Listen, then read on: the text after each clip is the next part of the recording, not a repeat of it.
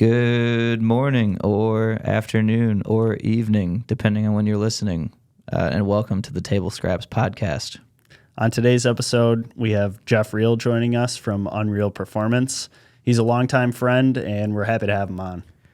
Yes, he's one of New Baltimore's finest, constantly pumping the city up, pumping his friends up. We're happy to have him, and we hope you enjoy. Did you watch that movie Air with Matt Damon? Oh, yeah. That was a good movie. Yeah. It was funny that Jordan wasn't really in it. Yeah, and they got away with it. Yeah, that was cool. Yeah. That was interesting. Crazy what goes into those types of things. You Yeah. don't really think about it, but signing him to Nike, how did they do that? Yeah, I didn't know that Wild. Nike was some third-rate company. Yeah, like until a they running signed Jordan. company. Yeah, good business lessons there, I would say. How to court a future It's all about celebrity. risk and reward. Yeah, they put all their eggs in one basket. That's for sure. Mm-hmm. Michael Jordan basket. Yeah, Very fortunate. Yeah, that's a good basket. no pun intended. Jesus Christ. Where are the sound effects? No, you did not. Oh, brutal. Today on Table Scraps, we've got a guest with us. His name's Jeff Riehl. He's been a longtime friend of both me and Bobby. Owns a marina here in town and UNRIEHL Performance, which sells Sensation powerboats along with some other brands. I'm sure we're going to get into those things today. So we'll give a warm welcome to Jeff Riehl. What's going on? Happy to be here. Hey, Jeff. Thanks for having me, Bobby, Brad. Yeah, absolutely. Glad to have you on. We didn't really come up with a whole lot of a plan for today, but you and I have been talking as if we're on a podcast for years, so this should flow pretty naturally. We always thought about starting a podcast. We thought we were going to be doing it out of a hot tub. I know. I was just talking to Brian last night about how everything came to be with the marina, and we'll get into that later, but I just imagine those hot tub nights where it's just the ideas are churning. Yeah, I feel like we have a lot less of those days now because everyone's doing their thing with families. But I had Brandon over the other day, and he's got a kid now, and the girls were having a wine night, and him and I are just sitting in the hot tub, and next thing you know, we're talking about business and talking to him about a new division or something, and expansion. It's just Can't even help it. no, the hot tub, a couple beers, and Yeah. the ideas start flowing. Yeah, Whirlpool Wednesdays is what we called it. Solving the world's issues. I know. Well, normally Brad and I start by catching up on our week. We pretend like we don't sit right across the room from each other and we talk about everything we've been doing just to catch everybody up. But why don't you tell us how your week's been? Because I actually don't know. Okay, well, I like the sound of that. We are getting ready to launch some boats. So pretty much on Monday, we're going to start putting people in the water, which is fun. Okay. That's we've put one guy in this week, and after Brian and I got tied the boat up, we're like, dude, this is the best part of the job. You're just slinging boats around. It's quiet. The customer's not there yet. And it's just serene, and you're kind of moving and Kicking off summer. yeah, kicking off. How many boats do you guys have to put in every year? Around 100. Jesus. We got 60 inside and probably another 20 to 40 outside. So it's all, trying to do 5 a day is a good clip, and don't really let the weather slow you down. But I'm excited to come back around to this too, what we're even talking about, putting boats in the water, because 3 years ago, it meant nothing. There was not boats being put in the water in this sense. Yeah. And now it's you guys are gearing up for what's going to be probably the busiest part of your year when it comes to the actual physical labor part of it. Yeah. That's the work balance that we really enjoy. Coming from the car side of things and sitting at a desk, it's really nice to be able to go and move some cinder blocks, and we're cutting wood in the winter when we're getting ready to put these boats away, or I should say in the fall, and then now all that shoring we built, now we're going to break it all down this spring. And, you get to see everything fill up in the fall time, and the building fills up. And then comes springtime, you're trying to empty the parking lot of all those boats. You're trying to pull everything out, get everyone in the water. Now everyone's slip is filled, and you got an empty parking lot, an empty building, and you just kind of, dust yourself off. And it's man, another good launch season. It's kind of crazy because that whole marina came from probably a Whirlpool Wednesday where we were sitting there scheming about like, hey, what do we want to do? Back at that point, you were still working at the car dealership. I was working at General Motors. Like Brian was working at Enterprise, and we were just scheming about these future plans. Yeah. When I moved to New Baltimore, I always kind of wanted to have a piece of New Baltimore.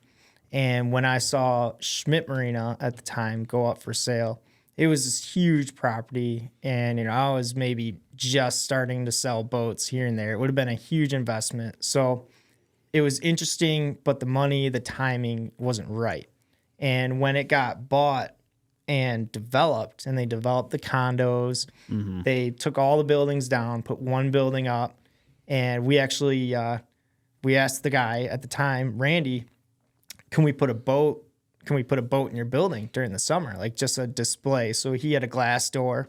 Well, we never ended up putting a boat in there, but we were always like, probably once a year I had his number, and I'm like, if you're ever gonna sell, let me know. If you're ever gonna sell, let me know. And 5 years go by, and it was that long ago that when he started developing that from Schmidt. Okay. Yeah, because he probably ran it for about 5 years, so it took him a while. Took him time to take everything down, then to put the condos up, then to put a new marina building up, and then he probably ran it for 3 years. And I know it was just kind of in his back pocket the whole time, because that was my ticket. Yeah. If we got the marina, that justified leaving my job at the car dealership. And, and that was a whole Yeah. And you made that was like the full transition from auto to marine. Yeah. Now you had the marina, now you had the boat sales going, adding brands, and you hired a couple people. Yep, got a team together. That was like, I told my dad, I'm like, well, now I can jump in with both feet. I can't be half in the auto, half in the marine, and once we got infrastructure and had year-round customers for the marine side that wasn't just sales, then it made sense to take that next step forward, which is cool. Yeah. So this is definitely heavily what we're going to talk about today is the marina and Unreal Performance and boat dealing and all of that. Before we get too far into that, I kind of want to hear how about my week. Did you skip that whole? You just ignored that whole thing. You know what? We never talked about our week either. Started. Yeah. Well, Yeah, we can record our week Sorry, after go Jeff ahead, leaves. though. We don't want to waste Jeff's time. We can I'll do that gladly later. listen to your week. Well, I sat in front of a computer for Yeah, me too. Okay, that's enough. the last 2 very days. boring. Yeah. I'm already sleeping. I was in Mexico Monday, Tuesday, so I just got back, and so we've just been doing some editing in the past couple of days. Oh, we did the realty shoot too. Oh, We went down to Mount Clemens, and we shot with a realtor, Chantel Hines. Nice. Yeah, it was interesting. Definitely out of our element, but Broadening your horizons. Yep, met exactly. the mayor of Mount Clemens. She was part of the shoot. It was Yeah. fun. Yeah. Met a couple small businesses. Kind of saw that for maybe an opportunity to meet other businesses. yeah, that made it immediately worth it. I know. We didn't even talk about that as a thing that we were doing it for. We were just more like, well, maybe if we get into the realty space, it could be another avenue of income. And then quickly after talking to those guys, Brad's like, we like doing this alone. We can just meet people with businesses that might be interested in making content, meeting the mayor, meeting cities, That's huge. generating it for the city. There's just so many possibilities there. Well, building relationships. Yeah. We got back, and I'm like, Bob, I got to make some business cards. So Yep. fired up old Photoshop. Yeah, we can't be giving the mayor of Mount Clemens our Instagram handle. She was like, nah, I don't care. Yeah. Right. Yeah, but the chocolate guys liked it. Yeah. All right. Well, then, yeah. Tell us about your week. Let's get to that. All right. Well, we put a boat in the water. Oh, this is where it started. Yeah, And then yeah. just went- We're getting ready for next week, essentially. Caleb's been fishing. He's getting ready for walleye tour this weekend, which is on the Detroit River. So he's home field advantage, hopefully. Nice. And so that's exciting. And then Brian and I just been trying to put deals together. We got some builds coming up. We should have a new 32 CCX in the next week or two, probably.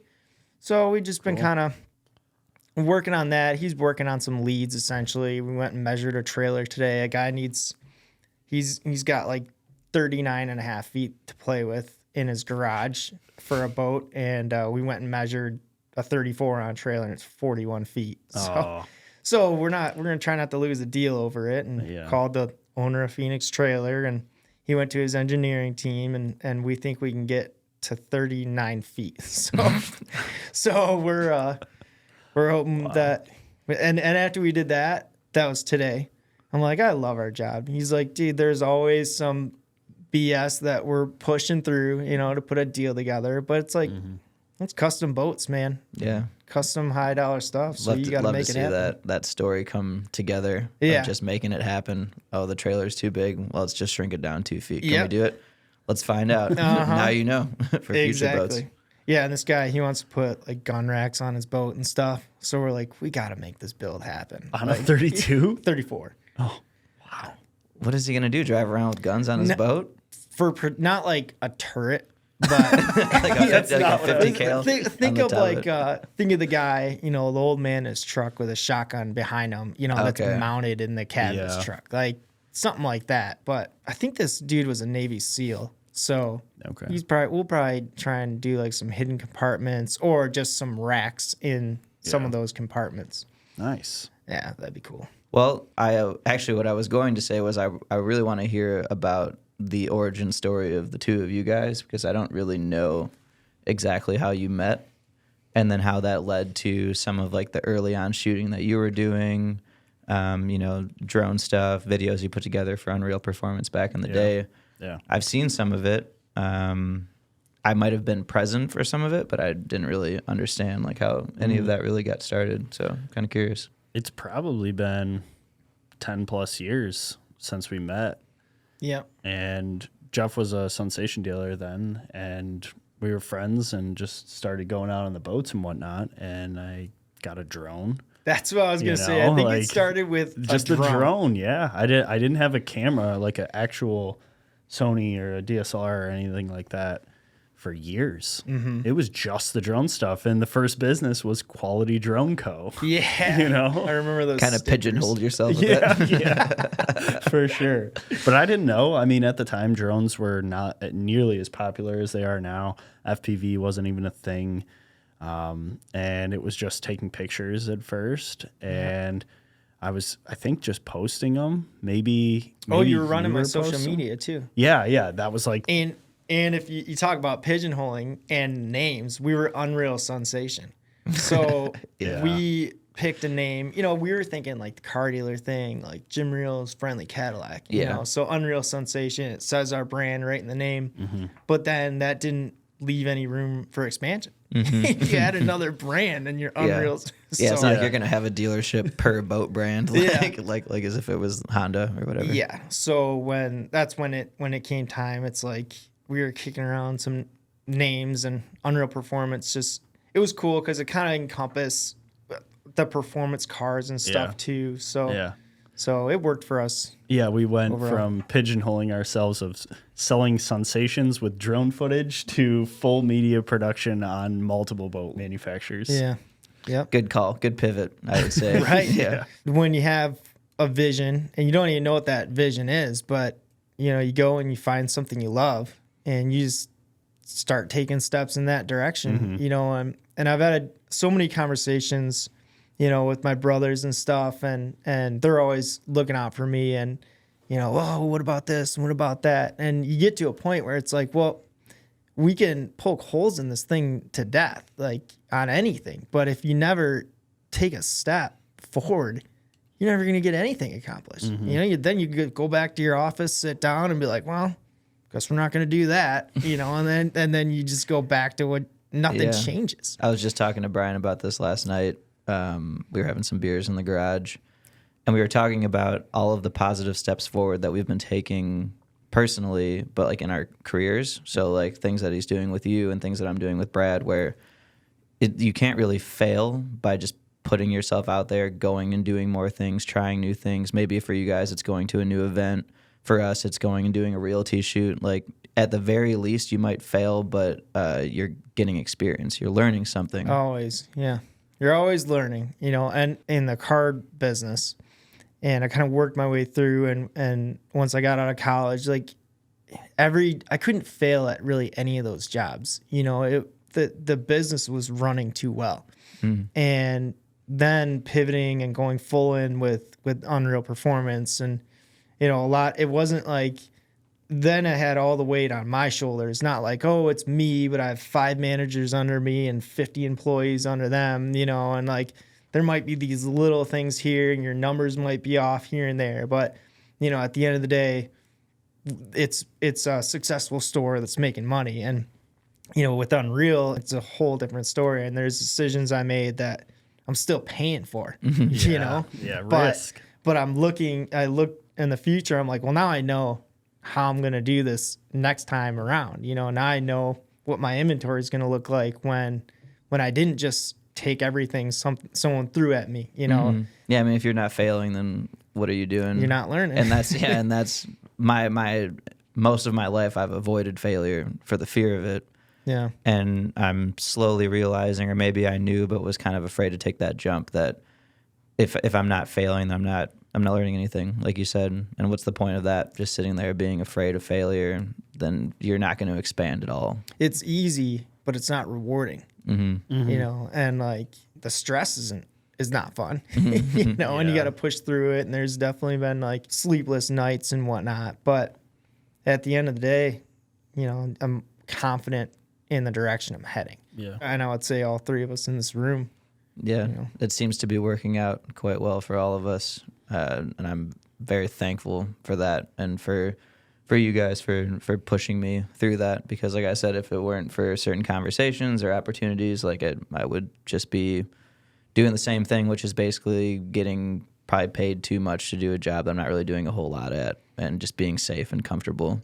Yeah. But it was so fucking boring, dude. It was just so boring, and there was no gratification there. It's probably going to take it's always going to take some work, but it's rewarding in the end, and it's trying to find that thing. And it's like, well, I can't go start a business, or I can't go to do this or whatever. But like, you don't need to start a business, but you might need to find a good team to work with and in the right space that you enjoy, or invest in some new skills, or learn something different. Yeah. It reminds me of when we were talking about food trucks and restaurants and things like that. Like you said, you've always kind of wanted a piece of New Baltimore. And I wanted a similar piece of that, and so did me and my friends. But that initial leap of like putting together a business plan and knowing that it could fail, but kind of doing your homework to be able to prevent that from happening, or if it does, it's something you can bounce back from. That leap was not something that I was willing to take at that time. Yeah. Like where it could have worked out, you guys were definitely motivating me to do it. You were very like excited about it, and like, yeah, well, like let's try it. Let's at least try it. I was still in that same state of fear of like, well, I'd rather not because of all of the risk. But that for me was a failure, but not a good one. I didn't learn anything from that. I just basically backed out. Look where you are now, though. Like you're in a completely different arena. Yeah. Yes, totally nothing to do with food. Right. And I would say liking what you're doing. And so that then it's like kind of that everything happens for a reason thing, you know, and you obviously you make your own luck, you take your own strides, but it's like, well, guess I wasn't supposed to do that, you know? Yeah. Well, I still think about it though. Know that. You still can. It's still in the back of my head. If I can just get the right people motivated to do it with me, or allow me to help them do it. You know, I still consider that a potential thing that could be done. Well, especially with your new skill set in filmmaking and marketing and all marketing, that. Yeah, and your mindset around like the work that you put in meaning more. And I feel like you're just going to be a different person in a few years. So you already are from the 1 year that you have here, and it's really going to help you with pursuing stuff like that. And that's not even to say, oh, I'm going to go do this food truck full time and not make videos anymore, but that could be your side project. Like that could be something that you just do in the evenings that you love. Yeah, absolutely. A lot of it comes from me watching you run this small business too, and understanding what all comes with that, because it's obviously a lot of work, but if you're confident and you balance it well enough and you keep track of everything well enough, it's more so just doing the work. Well, and surrounding yourself with people like Jeff, that are business owners that you can bounce ideas off of, that you can get inspired from. your circle of people here is more around that mindset than the circle of people anybody would have in a corporate setting. There's just, it's a very different type of person. Yeah. And when you can see somebody else doing it, you gain confidence from seeing that. So who knows? Maybe you'll have a food truck next year. I'm not putting it behind me yet. Yeah. Well, you don't have to. And our group, our friend group is so positive. Yeah. You know, like it's always support, and then go make your own decision, you know. But I feel like you definitely don't always get that, you know, like some people just aren't. I mean, we're not all positive all the time, you know, but I feel like from on a broad spectrum, like we're just a positive group that's always like trying to push the other guy to take that next step forward. And in understanding the power of failure, I think if we all just sat around and said, oh, that's not going to work, or you're going to fail for that reason, then you'll never try and you'll never get the benefit of failing. Like, it's okay to fail. Yeah, there's no reason in poking holes in everything. Like, build the person up, let them figure it out. They either thrive or they don't, but they're going to make progress as a person. Find the holes, patch the holes, right? Help them find the holes. Yeah. The support is definitely, there's no lack of it. For sure. Any idea, say, going back to the hot tub conversations, it's never like that's a bad idea. It's like, well, how can we build on this idea? And maybe not all of them came to fruition, but I'd say quite a few of them did, thinking about what you guys were talking about and where we're at now, where you're at, where Brian's at. Like it was, all those conversations were made into something because of that positivity. Like there wasn't shutting ideas down. It was okay, I like that. How can we make that even better, and how do we make that actually feasible? And then you did, and then it was feasible, and then it happened. Like that there's so many conversations that happen in circles like that just go by the wayside. Monday morning comes around, fuck it, never mind. I don't feel like doing that anymore. But there's two things, like two sayings that I feel like we had when we started the marina. One was like me and Brian and Caleb. One was we're solution oriented. So something was going to break. I mean, every machine at the marina is broken at this point, you know? So it's like, well, who's the contact? Who are you going to call? Who's going to come fix it? Like, you're going to have all these things. And it's like, you can't just sit there and be like, oh crap, this broke. Like, we're closed for the day, or you know, you got to go fix it. And it's like every time, you know, like if someone's poking holes and stuff, all right, well, what's the solution? How do we get around that? Like, there's an answer to it. And the other saying is, we learned everything the hard way. Like, the first year, we said that a million times. Like, well, we learned this the hard way. We learned every single thing we felt like was worst case scenario. And then it's like, oh, won't do that again. It's the only way. Is this your guys' third season now launching? Yeah. So, like, how much of a jump was it from that first year to the second year? It had to be way easier. It was huge. Yeah. It was huge. And then like haul out was a lot better this year. And like we put boats in different spots, you know, because like there was Randy's Way who owned it before, and he put all the boats back where he had the boats. So we did that the first year. Like, he helped us launch them all, and then we put everyone back in the same spot. Well, this time around, we're like, all right, that boat's in a really tight corner inside the building on the very top rack, and it's a tall boat. Like, why are we putting that boat there? Like, this is a pain in the ass. Yeah. So, you know, we did things differently this year. We put things in different spots. We kind of organized things where we had all the pontoons on one side, kind of mostly non-pontoons on the other. We're like, this is great.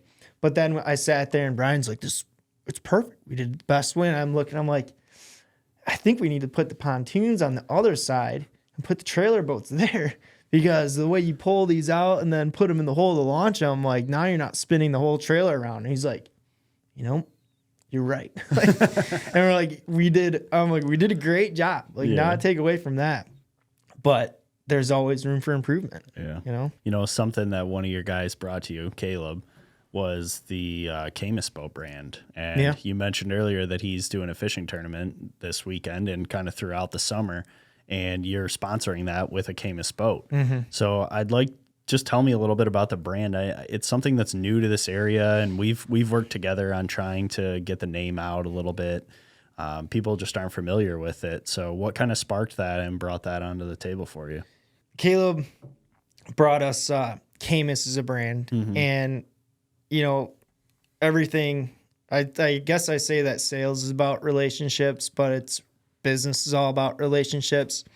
So it turns out that one of my oldest brother's friends up in Bay Harbor is friends with the VP of the company, and that kind of got us the foot in the door. And Earl Bentz is the president of the company. He's an old Mercury racer, raced against Reggie Fountain, Stratus, and Triton boats. He worked for both those companies. He retired for a short period of time, got bored, and then took his son-in-law and a few other people and started Camus. And they're a fishing company. They have a saltwater lineup and a freshwater lineup. Everything they build has a high quality standard because the guys Earl's ran multiple companies. And if you're going to go and start, a new project, you're not going to build a bayliner. Sorry, bayliner. But, you're going to have a high standard. So we ended up with Camus and we ended up with both those lineups. They just are a super quality fishing boat. And the hybrids are kind of unique because there's a lot of people building bay boats nowadays. There's less people building hybrids. And it's a little more of like that Swiss Army knife type boat, which is cool. Talk about a risk, bringing on a fishing boat company when you're used to performance boating. That's definitely a leap. Yeah, for us, we still want boats that are fast, and that's kind of how we spec them out. But it gave, Caleb, he's in sales now, and how did he start with you guys? He started part-time at the marina. Just doing stuff around the shop, right? For our first launch season, and then he never left. It was only Brian and I, and we could use the extra person, and you're taking on additional expense, but it was great. We took on an additional lineup in Camus, and we were able to put him in a pay plan after the first 8 months once we finished out the year. You talk about making it happen. Guy like Caleb comes in, he's just working essentially like sweeping the floor, helping where he can. Brings a brand to you guys. You say, yeah, we like this. Pursue the brand. Then he's selling the brand. Now he's marketing the brand in a fishing tournament. He's got to be just smiling ear to ear every day. He's living his dream right now. I hope so, man. And that's how I want it to be with all my employees who are my good friends, and everyone's, it's always like, well, be careful being, having employees as friends. Oh, yeah. We all hear that. 100%. It's also the people that if you're spending the most of your time with, you want to like them and you want to be able to trust them. And I think Caleb, he's the only Camus in the Walleye Tour, which is exciting. And he's out there getting the name out there. I mean, and if you're the only Camus in the Walleye Tour, then that says exactly why we need to be there, because he's with hundreds of other boats. Our biggest challenge has been name recognition, and we've noticed that at the boat shows, and our reps said at the boat show, I just came from Minneapolis, and this is their third year there, and they just sold 6 boats, but it wasn't like that for the first couple of years. So if you build it, they will come, and that's kind of where we're at right now, is we're in the building phase, but we're gaining traction, and you can see it and you can feel it. We finally sold a couple of those out of stock, which has been good. Good. Yeah, you guys had quite a few in inventory. Yeah, we took 10 from the guy who was supposed to become a dealer, and I think we've sold about half. So yeah, cutting them loose. Good for you guys. Yeah, thank you. I'm glad that it picked up for you. Yeah, like you said, it takes time, name recognition, marketing, getting all that out there, and then if you put the work in, eventually, you start selling boats. Yep. And was the same thing with Unreal Performance. We were Unreal Sensation, that we changed, and so we're only like 3 years into Unreal Performance as a whole. And we're going on year 2 of Scrapyard, whereas Quality Drunko was like 3 years. Yeah.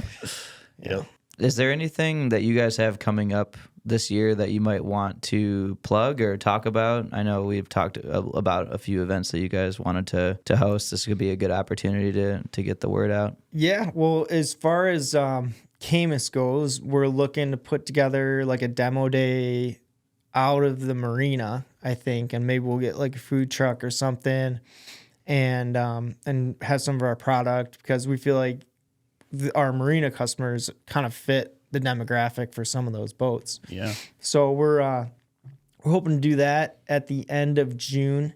We have a demo day on the books for May 24th out of Cabana Blue, which is going to be a like a sensation. I might bring a Camus there. I might bring a used Deep Impact there, or a demo or a new one. But they're pretty pumped about it. We're excited. We're going to kind of do it like toward the back and pop our tent up, and maybe bring a couple mokes. That was my dad's idea. I'm like, oh, that's great. We'll go pick them up from the restaurant, run them down the end of the parking lot.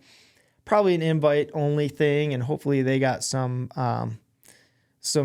traffic, some people there as well. And we're hoping to bring them a little business. We're probably going to invite people, and then if they show up and go for a ride, we'll give them a gift card to Cabana, and Nice. Yeah, that's gonna be a fun one. And then I just signed us up like 2 hours ago for an event July 28th, 27th, 28th. It's a Friday, Saturday. Brandenburg Park or Chesterfield, they had the Bassmasters last year. It's pretty big, like world tournament. Yeah, I went and checked national. that out. I mean, it was a big deal. Yeah, and I guess that's every other year, and Okay. I think they're going to come back next year, but there were some more rules and regulations. But Chesterfield wants to try and have something, keep it alive, keep that date alive every year. So they're going to put on their own event.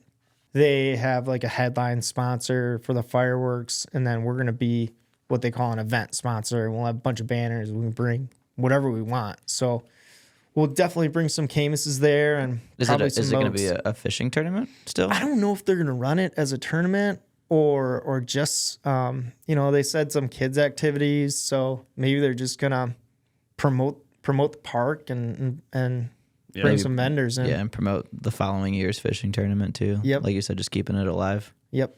Cool. Maybe we should like have a little pickleball tournament there. Just do it on our own. I've never played pickleball. Me It's neither. like the new thing. It's fun. It looks fun. Looks like a good time. It's easy. I just want to play tennis. I know. That's my response to that every time. I'm kind of down with that. Well, just want to thank you for coming and being really our first close friend that's doing one of these with us. Yeah. I know it can be a little bit intimidating getting in front of the microphone, but I think it pretty quickly turned into just a hot tub conversation. Yeah. Same thing, just less beer. But We can fix that next time. Honored to be here. yeah, no, we appreciate it. Sounds like you guys got a lot coming up this year, as do we. I'm sure we'll be doing some work together too. So look forward to that, and good luck to you in your launch season. Hopefully, not all your shit breaks this year. Well, something's gonna break. We can guarantee that. But thank you and good luck to you guys. This was fun. Signing off. Bye. Check you later. And that's how they end. That's how you do it. All right. I was get- gonna announce something on the podcast. You were? Yeah. What's that? You can put the headset back on. We're cutting back in because Jeff forgot something that he wanted to announce. Get that mic close. Yeah, get up in there. So kind of an expansion, probably more to the marina for what we're going to use it for, but we're buying one half of the old Sensation factory, the part with the boat coming out of the building on M29. No shit. Yeah, so we're probably going to run some heated winter storage on trailers out of there, but also it's just going to be a big billboard on M29. So we're going to leave Sensation on the wall. We'll probably put Camus on another wall and replace a couple garage doors and put our brands up there, and Nice, we're dude. making moves. Keeping the history alive. Yeah, exactly. I was excited You're welcome, for that. Sheldon Bros. We'll be good suitors for that little home, so we're excited. Hell yeah. Cool. That's it. All right. Check you later. Bye again. Bye for now.